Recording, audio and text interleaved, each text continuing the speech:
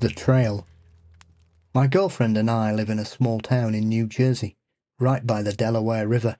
We have many trails around here in the woods, and the one we went to last night is in a small state park right by the river. We'd gone to this spot once before during winter, and all of the vegetation was gone this first time. The trail was quite clear, and had only a thin strip of wood separating the road from the riverbank. However, this second time, it was different. Now that it was summer, there was thick brush everywhere in that spot. We parked the car around 6:30 p.m. in a small space right out of the road where the trail starts. It was clearly visible, beckoning us in despite the thick brush. Thinking back, it was almost unnatural how beaten down the narrow slice of trail was in contrast to the thick brush surrounding it. We started on the trail and easily made it to our spot by the river in around 6 minutes. There was one area where the trail led us to a small ditch filled with plant life, but both ends of the trail were clearly visible from this area.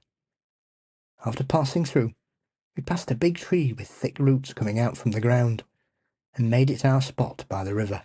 When we got to our spot, we saw that the river was quite high, but we still found a spot to sit down. We sat for about an hour, talking about the tragic fire that had recently happened in Hawaii. At around 7:30, we figured it would be a good idea to head back, just before it got dark. When we passed the big tree right at the start of the trail and got down to the ditch, something felt off immediately. I couldn't tell you what, but I felt terrified of the vegetation. It was so thick and suffocating. Standing in this ditch, the two of us tried to come back on the same trail we came through, but when we went in that direction, we noticed that the brush had now completely swallowed it up. It wasn't even dark at this point. It was just gone. We looked everywhere in that ditch for our trail. We even tried brute forcing our way through in the direction of it, but we never found a trace of it. No narrow slice of clear ground. Everywhere was covered in green. We wandered for about half an hour, coming upon a second, smaller tree with its roots above ground. Here we saw what looked like part of the trail we were on, but the entire path was completely blocked by stinging nettles, of which we hadn't seen any of on our way in. This tree was a landmark we remembered from our first time coming here, and we even have a video of it from that time. We searched and searched, and like I said, this was not a very large trail. We should have stumbled upon it. We were scared of the coyote pack and the bear that call these woods home. My girlfriend was beginning to panic, and I was not much better. At this point it was completely dark, and we only had our phone flashlights. We ended up having to force our way through the brush to the road, and it took far longer than it should have. It felt like we were running for hours. We weren't walking, we were running, and it took us almost an hour to get back to our car from about 10 to 9. Again, it was only a 6-minute walk on the windy trail, but when we were running almost perfectly straight towards the road, it took us almost 10 times that. We also ended up further down the road in the opposite direction of the trail, which should have been impossible because my girlfriend had her maps app up, tracking our distance to the road, and we were going straight towards it. When we finally got back to the car, we noticed that the trail was now totally blocked. No trace of the spot where we had entered. The plants completely undisturbed, like we were never there. That's honestly one of the scariest parts of the whole experience. We were so relieved, but on the way back home, my girlfriend brought up something from the first time that I had forgotten about. She'd found a tattered rope on the ground, right off to the side of the trail under a tree. It was unmistakably and tragically a noose. It had been cut cleanly on the end that would have been tied to the tree. It was very dirty and had clearly been exposed to the elements for some time. Not wanting anyone walking the trail to have seen that, she kicked it into the river. Her heart was in the right place, but it was seemingly a foolish mistake in hindsight. Now, unlike my girlfriend, I'm not a very spiritual person, but when she said that, both of our bodies shuddered, and I felt, momentarily, that same anxiety and dread I'd felt in the woods. I knew how lonely whoever tied that noose had to be. I felt almost completely certain that they were behind the events of that night, and they wanted us to stay and keep them company, though I don't think they meant us harm. Tonight, we went back to the trail because my girlfriend wanted to perform a ritual for the spirit. She wanted to make right with it and bring it peace for the night. She set up a handful of witchy-type items and spoke a few words to the spirit. She brought flowers, placing them on the post marking the still fully blocked entrance, and lit a black candle, adorning the post with just a little bit of melted wax.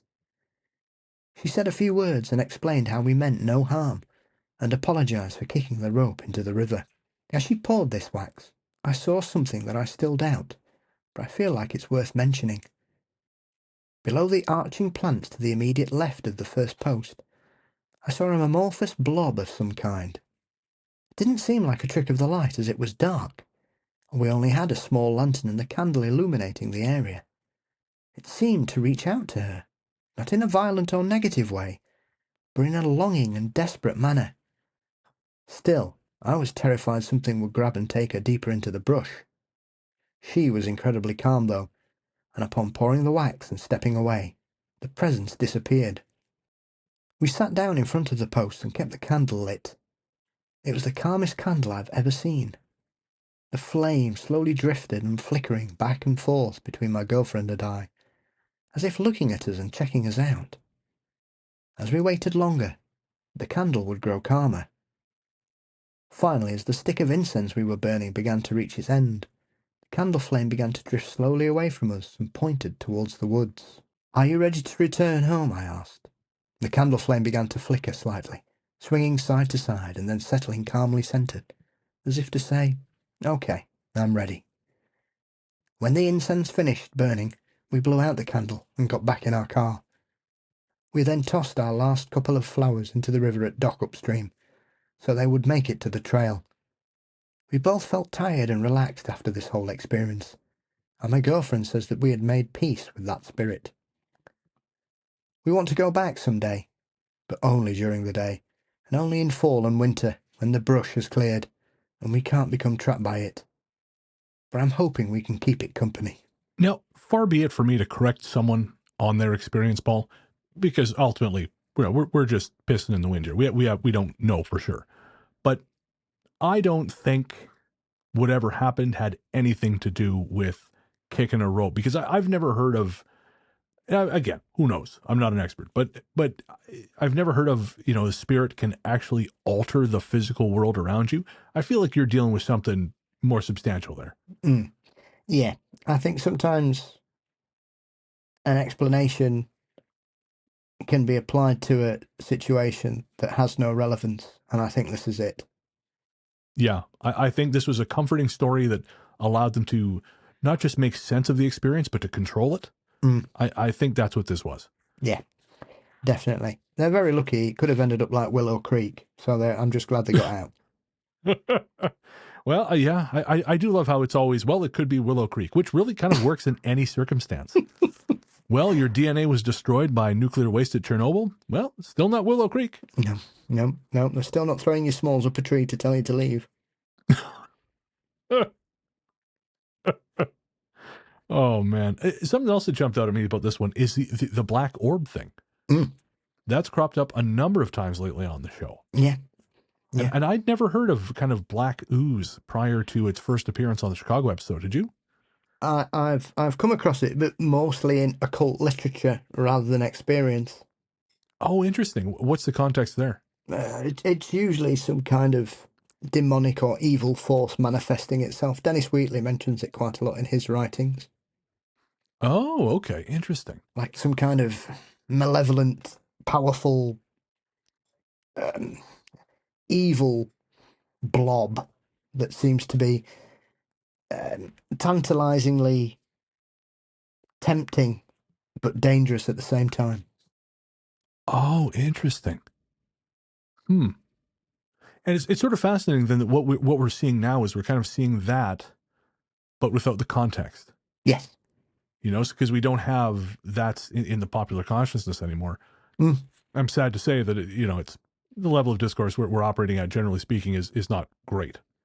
There are a handful of people out there who I think are, well, not a handful, there's more than a handful, but a lot of the folks who run a near circle, they know what they're talking about. They've got a lot to offer, but we don't have a ton of guys like Keel out there anymore who have that sort of that background. Mm.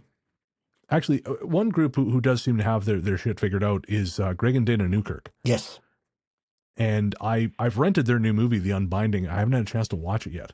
I'm saving Have you it for seen it? tomorrow. Oh, you are? I wanted to watch it with no no interference from family, friends, or sport. Ah, fair. So I'm watching it Yeah. tomorrow night. Okay. Well, maybe we'll have to trade notes on the Talk Spooky recording Yeah, because I'm curious to know what you think. I know I was actually talking to Adam from Weekly Creep, of course, who does the editing for our YouTube now. yeah, And him and Dulce actually got to go to a live event last night with Greg and Dana there. yeah, and they knew him. They recognised him, didn't they? Yeah, they did, which is It's super cool. class. Yeah, Abs, that's it. Yeah, Yeah. I got a lot of time for that. Yeah, I've had very brief correspondence with them, but they've both been very gracious on the occasions that I've had communication with them, and I've got a lot of time for them, I have to say. Yeah, yeah. It's hard to retain your integrity when you reach that level, you know, like, but it seems like they've done it. And again, I got a lot of respect for that because it's easy to go the other way, you know. We won't name names, but there are people out there who've kind of gone the other way. But Yeah. then you got people like them. And I think Ryan Sprague is another great example of Yes. someone who started kind of roughly around the same time as us, but has just rocketed up there and still kept his integrity. Yeah, yeah. That's until he goes ghost hunting in Nova Scotia and becomes possessed. I saw that. Yeah, I think that's the same show that Kim from Booze and Bourbon Yes. is on, which is Yes. just a crazy way for it all to kind of come together. Yeah. Well, she's going to be in the UK in the next couple of weeks as well, I think. Really? Yeah.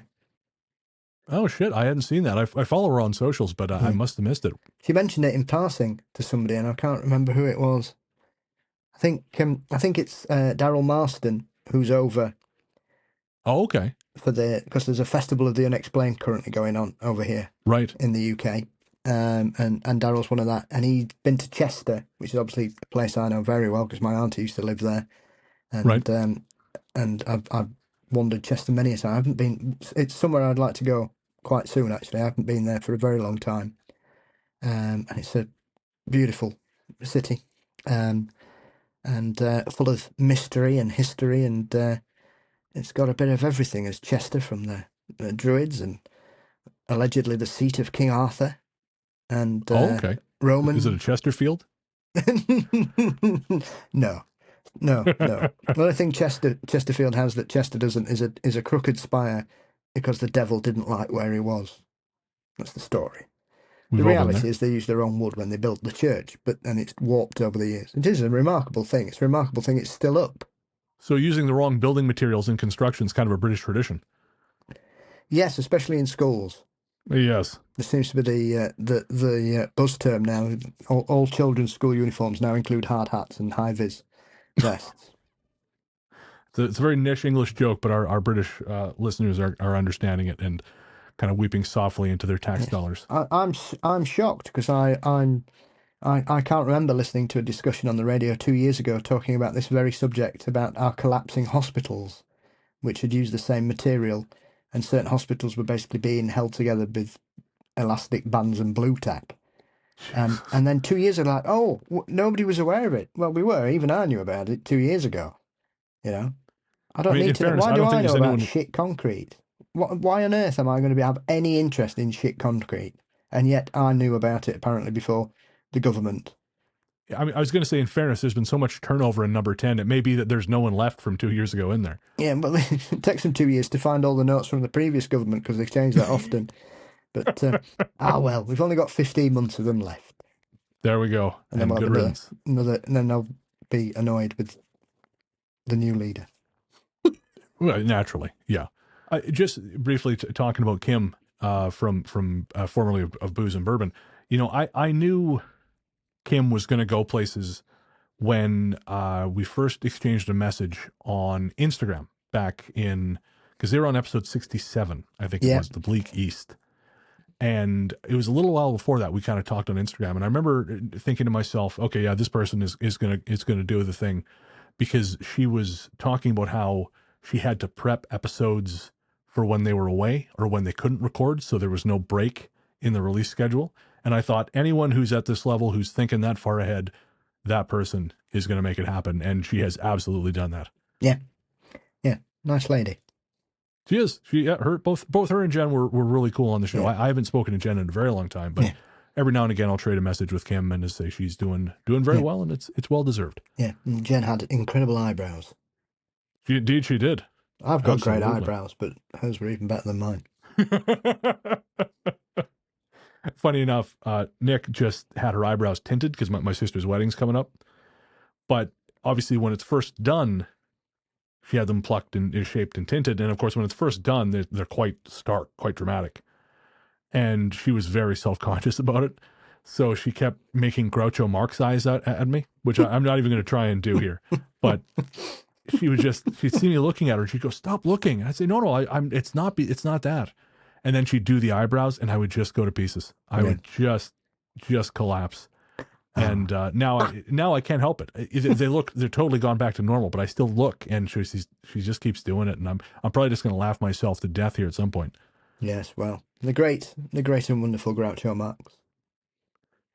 Who wants to be a member of any club that would allow me to be in it? I mean, that is generally my feeling about most things. Although that may just be a way for me to feel better about being excluded from stuff. It's hard to say.